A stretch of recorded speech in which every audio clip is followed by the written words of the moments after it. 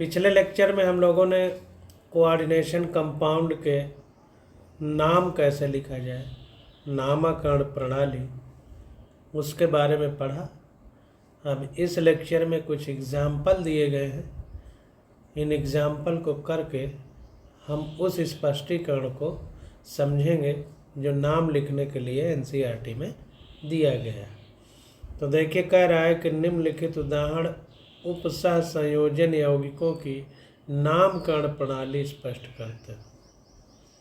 तो मतलब जो नाम लिखने के तरीके हम लोगों ने ऊपर पढ़े हैं वो स्पष्ट रूप से कैसे सही हैं, इस बात को प्रमाणित किया जा रहा है एग्जाम्पल के माध्यम से। तो देखिए, कह रहा है CrNH3 का होल थ्राइस, H2O का होल थ्राइस, Cl3 का नाम निम्नलिखित होगा। तो देखिए, ये जो कंपाउंड लिखा गया है कोऑर्डिनेशन कंपाउंड, उसका यहाँ नाम लिखा जा रहा है। तो देखिए, NH3 3 है और पहले लिखा जा रहा है तो ट्राई एमीन लिख दिया गया। अब H2O 3 है तो हमने ऊपर पढ़ा था कि जैसे NH3 है तो एमीन लिखा जाएगा, लेकिन H2O है तो उसके लिए एक अपवाद है, इसको एक्वा लिखा जाएगा। तो 3 है तो ट्राई एक्वा लिख दिया गया और सेंट्रल आइटम हमारा क्रोमियम है तो क्रोमियम लिख दिया गया। कोऑर्डिनेशन नंबर इसकी 3 है तो ब्रैकेट में 3rd लिख दिया गया और बाहर क्लोराइड Cl है इसलिए क्लोराइड लिख दिया गया। तो इस प्रकार से हम लोग नाम को लिखते हैं। अब देखें, यहाँ स्पष्टीकरण दिया गया है तो इसको समझने का प्रयास करेंगे। तो देखिए, कह रहा है कि संकुल आयन गुरु कोष्ठक में है जो एक धन आयन है, यानी जो कॉम्प्लेक्स आयन है हमारा ये बड़े कोष्ठक में है और एक धन आयन है। हमें पता है कि Cl ऋणायन होता है तो ये Cr हमारा धन आयन होगा। अंग्रेजी वर्णमाला के अनुसार एमीन लिगेंड एक्वा लिगेंड से पूर्व लिखे जाते हैं। तो अंग्रेजी वर्णमाला का अगर हम उपयोग करें तो हमने पढ़ा था कि ABCD में हम पहले उसको लिखेंगे जो पहले अक्षर आएगा ABCD लिखने में। तो A पहले आता है और ये तो कुल मिला के कहने का मतलब ये है कि अगर हम ABCD को देखें तो एमीन लिगेंड हमारा एक्वा लिगेंड से पूर्व लिखे जाते हैं। तो इस बात को ध्यान देना है। अब यहाँ पर देखें, जब हम एक्वा लिखते हैं तो इसको थोड़ा सा इंग्लिश में देख लेते हैं। तो यहाँ पर देखिए, एक्वा लिखा गया और यहाँ पर एमीन लिखा गया। तो A से शुरुआत इसकी भी है, A से शुरुआत इसकी भी है, एक्वा की भी A से शुरुआत है और एमीन की भी A से शुरुआत है, लेकिन एमीन को एक्वा से पहले लिखेंगे। इस बात को हमें ध्यान में रखना है। तो इसको देखें, चूँकि एमीन और एक्वा दोनों हैं, दोनों में A आ रहा है, तो इसको हम लोगों को समझना है कि अंग्रेजी वर्णमाला में A तो दोनों में आ रहा है, लेकिन एमीन को पहले लिखेंगे एक्वा से। चूँकि इसमें 3 क्लोराइड आयन है इसलिए संकुल आयन पर +3 आवेश होना चाहिए। अब देखिए, ये पूरा एक साथ है और यहाँ पर क्लोराइड आयन 3 है, इसका मतलब है कि क्रोमियम पे 3 धन आवेश होना चाहिए। तो चूँकि यौगिक आवेश की दृष्टि से उदासीन है, अब चूँकि यहाँ पर 3 धनायन है, 3 ऋणायन जुड़ गए तो अब ये उदासीन हो गया। तो वही कह रहा है कि चूँकि यौगिक आवेश की दृष्टि से उदासीन है, संकुल आयन पर विद्यमान आवेश तथा लिगेंडों पर उपस्थित आवेश के आधार पर धातु की ऑक्सीकरण संख्या की गणना की जा सकती है। तो संकुल आयन पर विद्यमान आवेश तथा लिगेंडों पर उपस्थित आवेश के आधार पर धातु की ऑक्सीकरण संख्या की गणना की जा सकती है। ऐसा ही हम लोग गणना करते थे। इस उदाहरण में सभी लिगेंड उदासीन है। अब यहाँ पर देखिए, सब उदासीन है, किसी पर कोई चार्ज नहीं है। ये लिगेंड और ये लिगेंड 2 हैं, इन पर कोई भी चार्ज नहीं।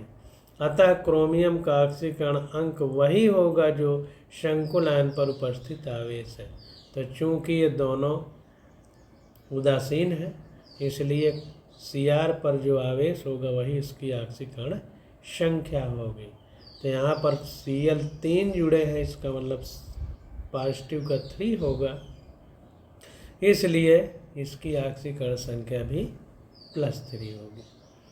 तो इस तरह से हम लोग एक क्वेश्चन को सॉल्व करते हैं।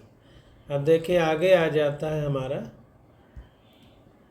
दूसरा ऑप्शन, दूसरा उदाहरण कह रहा है C0NH2CH2CH2NH2 का होल थ्राइस, फिर बड़ा कोष्ठक, फिर बाहर ट्वाइस SO4 का होल थ्राइस का नाम निम्नलिखित होगा। अब इसका नाम बता रहा है और फिर इसका स्पष्टीकरण दे रहा है, तो दोनों चीज़ों को हम लोग बारीकी से समझेंगे। तो यहाँ पर देखिए, अगर हम लोग यहाँ पर कार्बन देखें तो एक कार्बन ये है, एक कार्बन ये है, 2 कार्बन, एक पर इस पर भी NH2 ग्रुप जुड़ा है, इस पर भी NH2 ग्रुप जुड़ा है और पूरे का होल थ्राइस है। तो चूँकि पूरे का होल थ्राइस है इसलिए हम पहले लिखेंगे तो ट्रिस लिखेंगे, ट्रिस लिख दिया हमने, ट्रिस लिखा। अब ब्रैकेट में देखिए, चूँकि 1 और 2 मेथिल ग्रुप मतलब CH2 है तो इसलिए 2 है तो इथेन लिखेंगे, तो इथेन। अब पहले कार्बन पर भी NH2 है, दूसरे कार्बन पर भी NH2 है, इसलिए 1,2 डाईएमीन। अब ब्रैकेट ये बंद हो जाएगा। अब कोबाल्ट है तो कोबाल्ट लिख दिया, कोबाल्ट की ऑक्सीकरण संख्या 3 है, और बाहर सल्फेट है तो सल्फेट लिख दिया।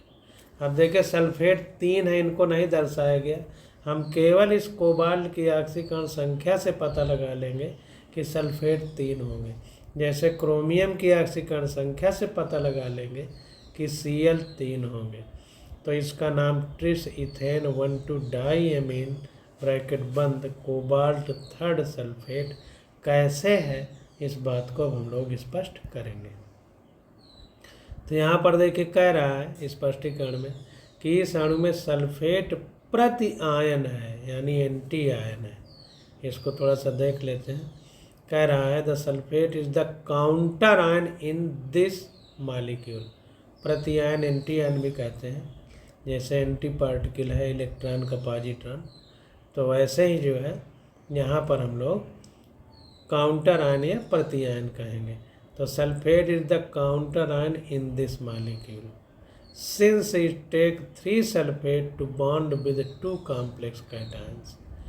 तो कहने का मतलब ये है कि इस अणु में सल्फेट प्रति आयन है, क्योंकि यहाँ 3 सल्फेट आयन 2 जटिल आयनों से संबंधित है। तो यहाँ पर 3 सल्फेट 2 जटिल आयन है, एक कोबाल्ट और एक ये जो दिया गया है ये NH2 CH2 CH2 NH2, ये थ्राइस है इसका।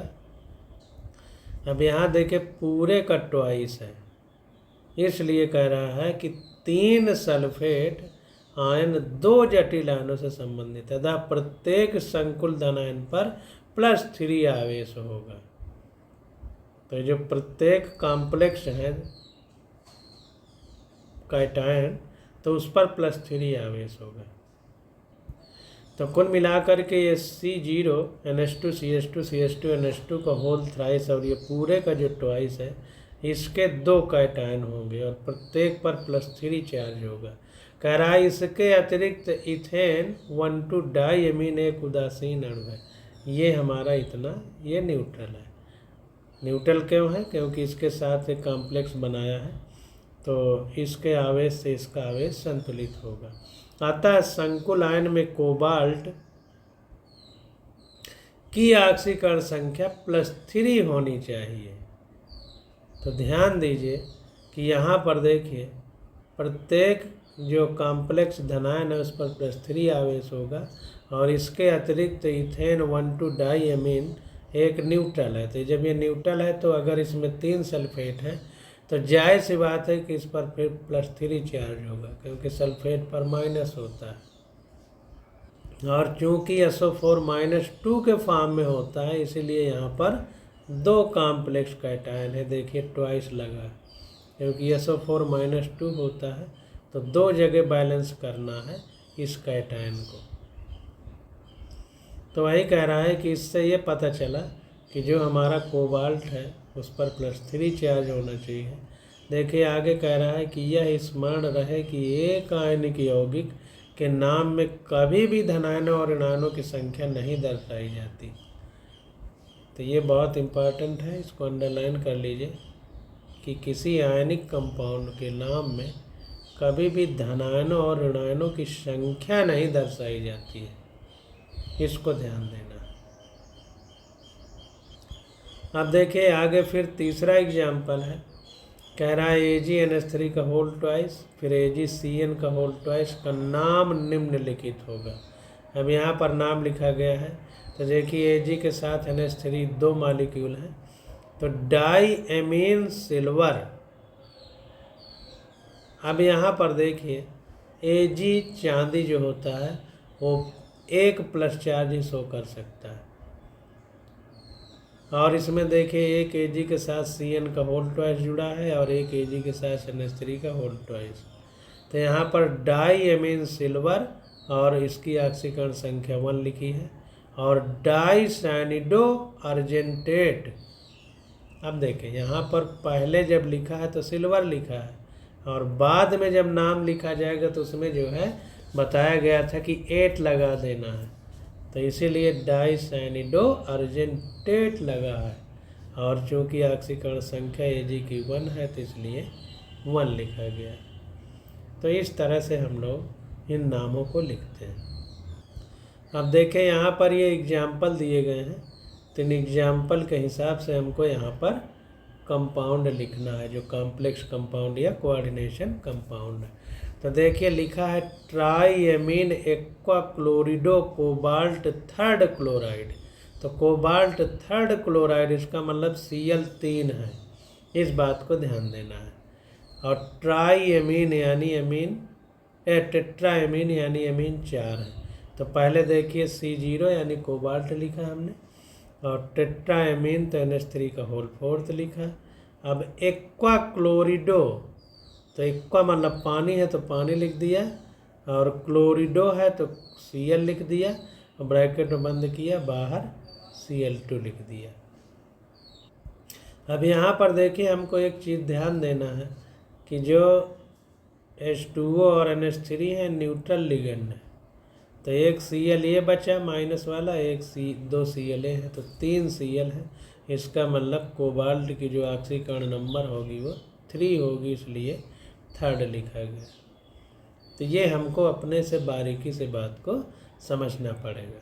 अब देखिए इसी तरह जैसे इसका नाम लिखना है, पोटेशियम टेट्राहाइड्रिक्सो हाइड्रिक्सिडो जिंकेट। तो अब यहाँ पर देखिए टेट्राहाइड्रिक्सिडो लिखा है, तो इसका मतलब ये है कि जो हमारा कंपाउंड होगा उसमें OH 4 होंगे, टेट्रा, तो इसलिए OH 4 है। अब देखिए पोटेशियम टेट्राहाइड्रिक्सिडो जिंकेट। अब इसका मतलब जिंक के बाद 8 लगा हुआ है, तो जिंक अंदर है, तो ZnOH का होल 4th, इसको पूरा एक ब्रैकेट में लिखा और पोटेशियम को बाहर लिख दिया, तो K2ZnOH का होल 4th। अब चूँकि यहाँ पर देखिए सेकंड लगा है, इसका मतलब जो ऑक्सीकरण संख्या है उसको 2 दर्शाना पड़ेगा, तो इसलिए K की ऑक्सीकरण, चूँकि K अगर अकेला होता तो K+ के फॉर्म में रहता। अब यहाँ पर डबल लिखा है, 2 लिखा है, तो इसलिए K को 2 रखना पड़ेगा। तो पोटेशियम टेट्राहाइड्रिक्सिडो जिंकेट जो है लिखना होगा, तो K2ZnOH का होल 4th हम लोग लिखेंगे। अब देखिए अगला एग्जाम्पल आ जाता है हमारा पोटेशियम ट्राईऑक्जिलेटो एल्यूमिनेट। तो देखिए पोटेशियम ट्राईऑक्जिलेटो एल्यूमिनेट 3rd, तो इसका मतलब यहाँ पर पोटेशियम 3 होंगे, क्योंकि एक K+ होता है तो 3 रखना पड़ेगा, क्योंकि 3rd है तो K3 रख दिया।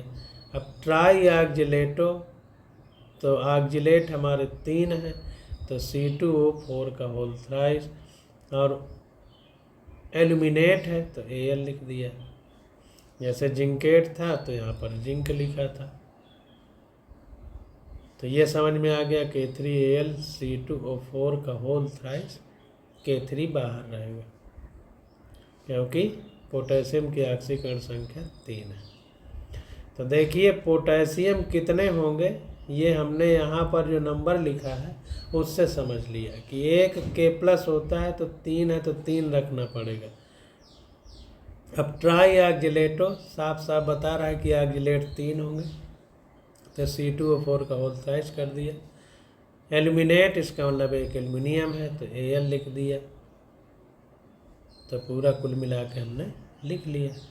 अब देखिए चौथा वाले में देखते हैं, कह रहा है डाइक्लोरिडो 20 इथेन 1,2-डाइएमीन कोबाल्ट 3। इसका मतलब ये है कि अब इसके नाम में हम लोगों को समझना पड़ेगा कि कैसे इसका नाम हम लोगों को लिखना है। तो यहाँ पर देखिए चौथा वाला लिखा गया है तो कोबाल्ट 3 है तो पहले कोबाल्ट लिख लिया। फिर डाइक्लोरिडो 20 तो डाइक्लोरिडो तो Cl2 लिख दिए। अब इसका मतलब 20 लगा है, इसका मतलब ये जो ब्रैकेट में है ये 2 होंगे, तो देखिए ब्रैकेट के बाहर पहले 2 लिख दिया। अब इथेन 1,2-डाइएमीन तो इथेन 1,2-डाइएमीन को En लिख दिया है डायरेक्ट। इथेन 1,2-डाइएमीन को En लिख देंगे और ब्रैकेट बंद कर दिया है। अब कोबाल्ट 3 है, यानी ये जो कोबाल्ट है तो जाहिर सी बात है कि यहाँ पर कैटायन वाले लिखे जाएंगे, तो कोबाल्ट की ऑक्सीकरण संख्या 3 होगी, इसलिए यहाँ पर C0 लिखा गया। अब चूँकि कोबाल्ट की ऑक्सीकरण संख्या 3 है लेकिन 2 ये जुड़े हैं और Cl के 2 हैं, तो ये वाला तो हमारा उदासीन हो गया, ये 2 निगेटिव देगा। तो अब यहाँ पर कोबाल्ट की +3 है तो ये 2 ही निगेटिव दे रहे हैं। समस्या यहाँ फंस रही है, इसलिए एक पॉजिटिव यहाँ पर लिखा गया कि ये क्लोरीन नहीं है, तब तो 3 पूरे होंगे। तो इस बात को समझना है कि यहाँ पॉजिटिव क्यों लगाया गया है, इस बात को हमें ध्यान देना है। अब देखिए अगला आ जाता है टेट्राकार्बोनिल निकिल 0। टेट्राकार्बोनिल निकिल 0 यानी निकिल की ऑक्सीकरण संख्या जो होगी टेट्राकार्बोनिल निकिल, तो निकिल की जो ऑक्सीकरण संख्या है वो 0 है। तो जाहिर सी बात है कि टेट्राकार्बोनिल है यानी CO का होल 4 था। CO की ऑक्सीकरण चार्ज नहीं होता तो निकिल की ऑक्सीकरण संख्या 0 होगी। तो NiCO का होल 4 तो टेट्राकार्बोनिल निकिल, और यहाँ पर निकिल की ऑक्सीकरण संख्या 0 है।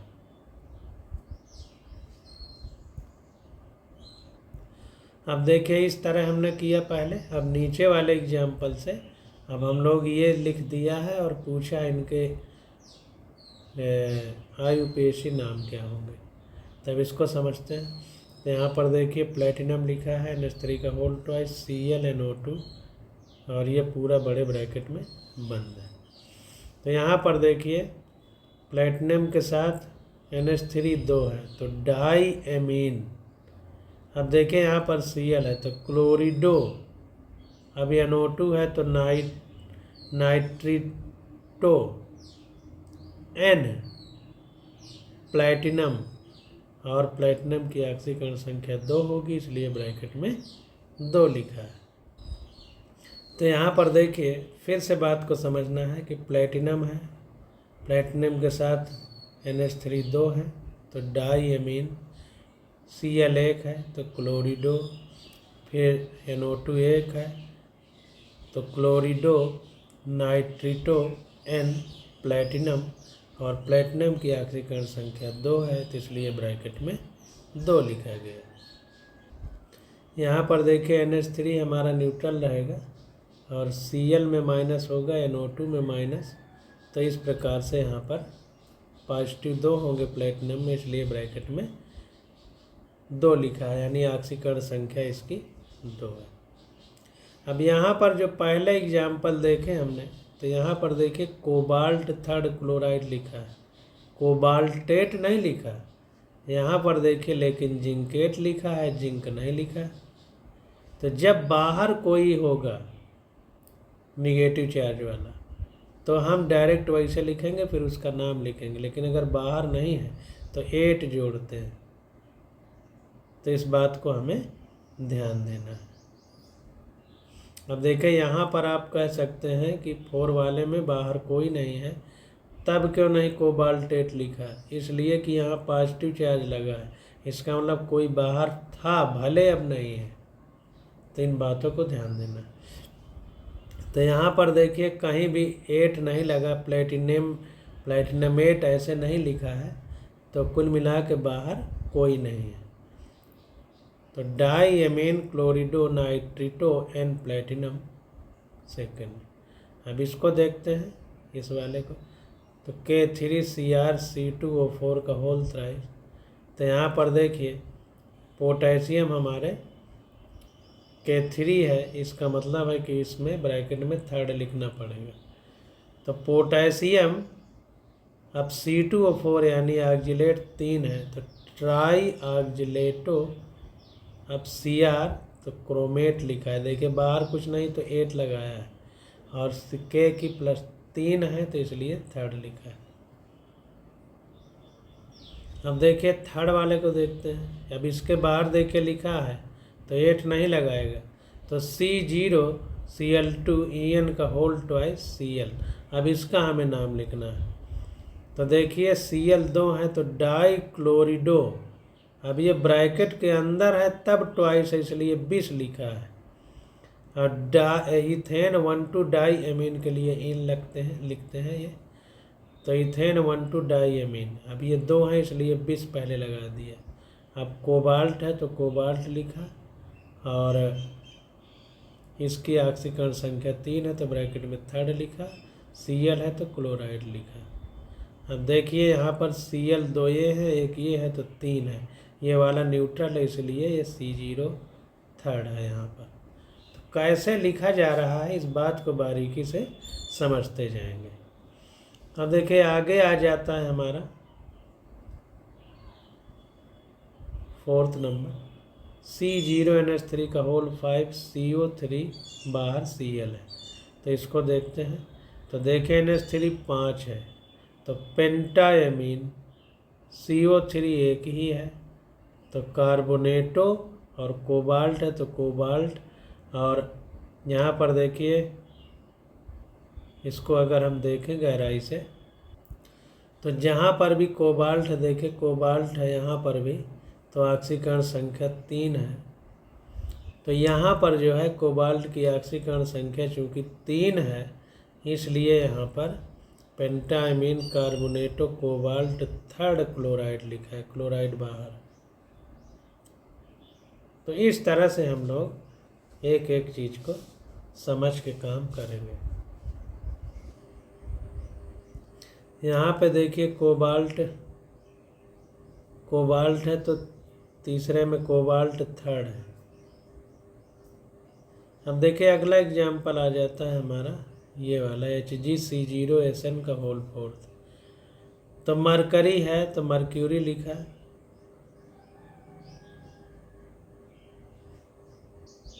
अब ये देखिए पूरा एक साथ है, यानी एक ही है, एक साथ 2 नहीं है न 3 है, तो ये मरकरी 1st लिखा है। इसके बाद टेट्राथायोनेट, या CN को थायोनेट लिखते हैं, 4 है तो